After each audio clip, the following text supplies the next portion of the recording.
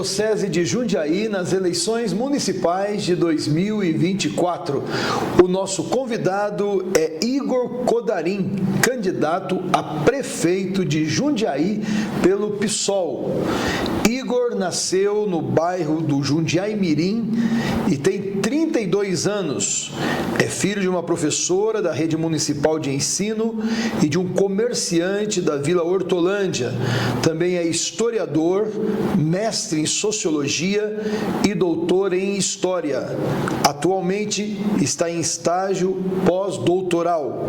Codarim é professor do ensino básico em Jundiaí desde 2019. Igor Codarim, seja muito bem-vindo e eu começo já perguntando o que lhe motiva a vida pública, a vida política. Muito obrigado pelo convite e agradeço a oportunidade de estar aqui com vocês hoje. Eu acho que o que me motiva na vida política, né, eu queria remontar o que significa a palavra política. A palavra política vem do grego, que é polis, né? E polis diz respeito à cidade. Então, tudo que diz respeito à cidade diz respeito a nós. E aí a política é algo que a gente deve ocupar, deve fazer a nossa voz atuante. Então, desde pequeno eu me interesso muito por política e desde pequeno eu sou muito inconformado com o mesmo projeto político que é dominado pelos mesmos grupos políticos na cidade, um projeto político que transforma Jundiaí numa cidade para um grupo específico e pequeno de pessoas. Então, foi isso, basicamente, que me motivou a estar hoje na posição de defender as posições do meu partido na eleição ao Executivo Municipal. O que você vê que Jundiaí tem de melhor na sua percepção? Eu acho que o que Jundiaí tem de melhor são as pessoas, né? O jundiaiense é uma pessoa muito característica. A gente tem alguns aspectos muito provincianos, que às vezes, eu como sou nascido aqui, às vezes a gente tem dificuldade até de entender esse provincianismo, mas por outro lado eu acho que isso dá uma característica para Jundiaí de uma cidade muito próxima do que a gente entende como aquele interior aconchegante, o interior que agrega, que acolhe, que abraça. Então eu acho que isso é uma característica muito fundamental do jundiaiense, seja jundiaiense de nascença, seja jundiaiense de coração que veio para cá. Embora a cidade tenha mudado muito nos últimos anos, sobretudo nos últimos 10 anos, eu acho que o jundiaiense consegue guardar isso de forma muito carinhosa e muito afetuosa. Então eu acho que o ponto mais importante que a gente tem de melhor na nossa cidade são as pessoas, com certeza. Você andando de um lado para o outro, conhecendo a cidade desde pequeno, quais são os desafios que Jundiaí tem? Eu acho que o principal desafio da nossa cidade hoje é a desigualdade. Nós temos uma cidade que tem índices muito bons, como, por exemplo, o PIB per capita da cidade é um dos maiores do Brasil. A prefeitura tende a indicar que Jundiaí é a segunda melhor cidade para se viver no Brasil, só que a gente percebe que é para uma parte dos jundiaienses. Uma grande parte, a maior parte dos jundiaienses não sente essa cidade sendo a segunda melhor cidade para se viver no Brasil. E aí eu vou dar alguns dados para sustentar isso que eu estou dizendo. Hoje nós temos em Jundiaí cerca de 17 mil famílias que estão inscritas no CadÚnico, que é a maneira que o governo federal tem de identificar e caracterizar famílias de baixa renda. 79% dessas famílias têm uma renda de, no máximo, R$ 700 por membro familiar. Quem vive em Jundiaí, as pessoas que estão assistindo a gente sabem, o custo de vida em Jundiaí é altíssimo e tem aumentado cada ano. Então, como essas famílias, como 17 mil famílias têm conseguido viver nessa cidade com R$ 700 por membro familiar?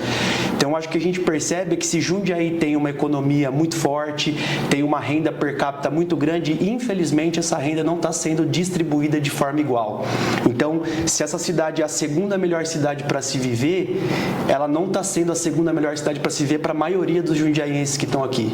Então, acho que a gente tem déficits gravíssimos. Temos hoje 1.113 crianças à espera de vaga na creche, crianças de 0 a 3 anos. Temos essas 79%, essas 17 mil pessoas, mil famílias inscritas no CadÚnico.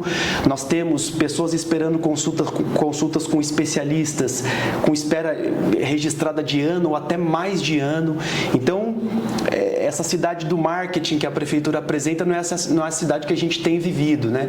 Um transporte público caríssimo, ineficiente.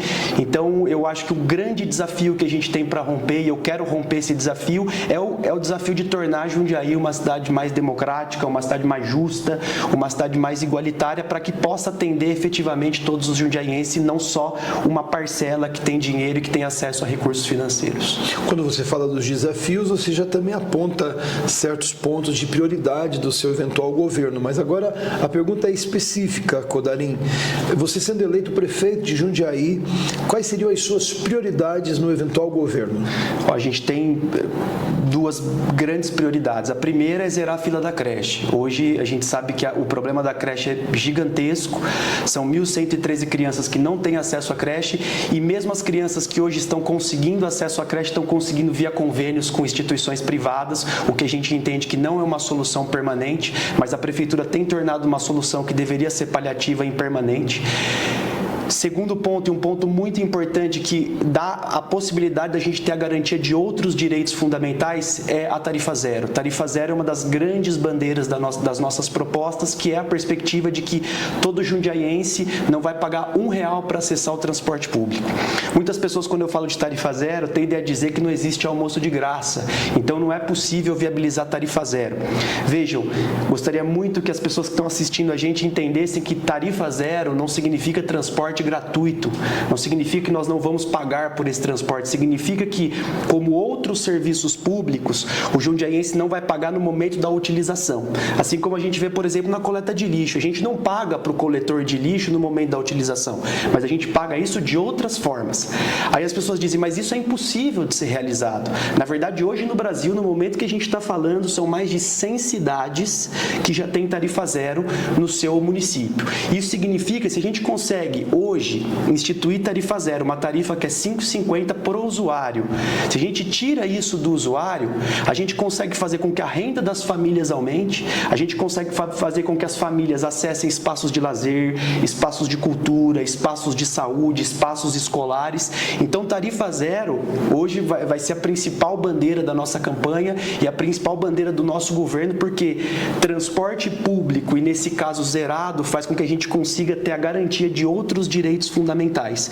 Hoje, uma família que vai no mundo das crianças, por exemplo, com 4 pessoas, gasta R$ 22,00 para ir e R$ 22,00 para voltar. Se as crianças quiserem comer um salgado, quiserem comer alguma coisa, isso significa que pelo menos vai uns R$ 200,00 ou R$ 150,00 para essa família se divertir no parque.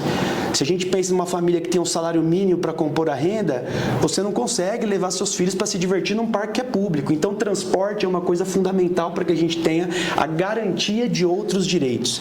Então, nós temos a perspectiva da creche como uma perspectiva fundamental, porque crianças de 0 a 3 anos têm um desenvolvimento, é a fase mais importante do desenvolvimento da criança, e segundo, como um garantidor de outros direitos, a perspectiva da tarifa zero.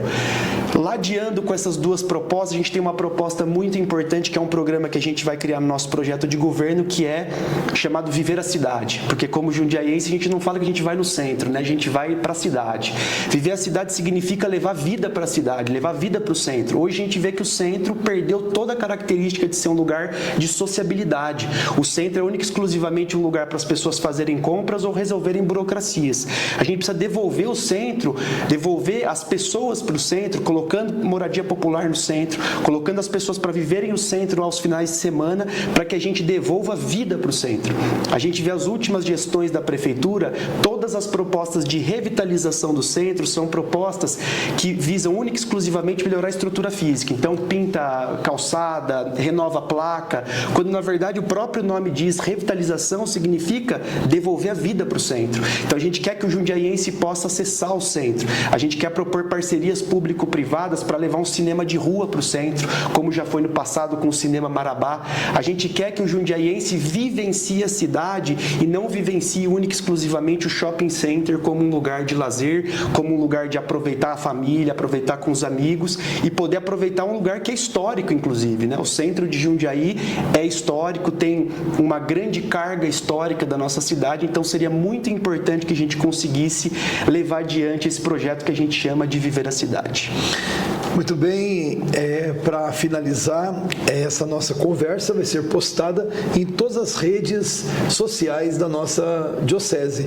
Qual a mensagem que você deixa para quem estiver acompanhando a gente? Primeiro, eu queria agradecer a iniciativa da diocese. Eu acho que é muito importante para o debate democrático que a gente possa debater livremente as ideias, então agradeço muitíssimo ao espaço.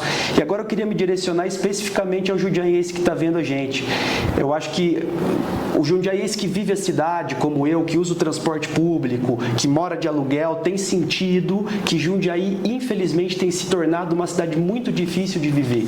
Uma cidade que tem expulsado cada vez mais os jundiaienses. A gente tem sentido um custo de vida violento que a cada dia aumenta. A gente viu no censo de 2022 que a cidade cresceu em 2022, o que era esperado para 2040, e esse crescimento está sendo desordenado.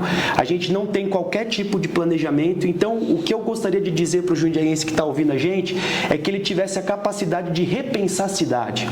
A gente é oposição à situação, ao governo atual, porque a gente entende que uma outra Jundiaí é possível.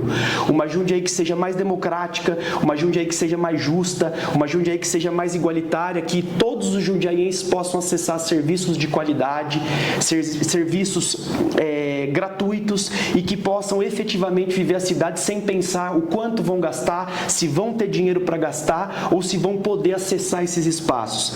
Eu acho que o que eu mais desejo que o jundiaiense faça nessa eleição é repensar o modelo de cidade que a gente tem vivido, porque esse modelo não é sustentável e esse modelo não é democrático e não está olhando para a maior parcela da cidade.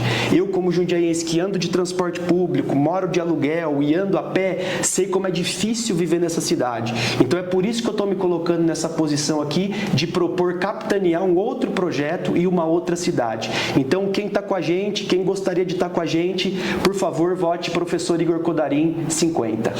E eu quero, em nome do nosso bispo, Dom Arnaldo, em nome do setor de comunicação e da nossa Diocese de Jundiaí, entregar para você uma cartilha de orientação política elaborada pelo Regional Sul 2 da CNBB, Conferência Nacional dos Bispos do Brasil, sobre eleições municipais de 2024 e que de alguma maneira seja uma contribuição para você. Muito obrigado. Muito obrigado, Igor Codarim. Deus abençoe. Amém. Muito obrigado. Obrigado.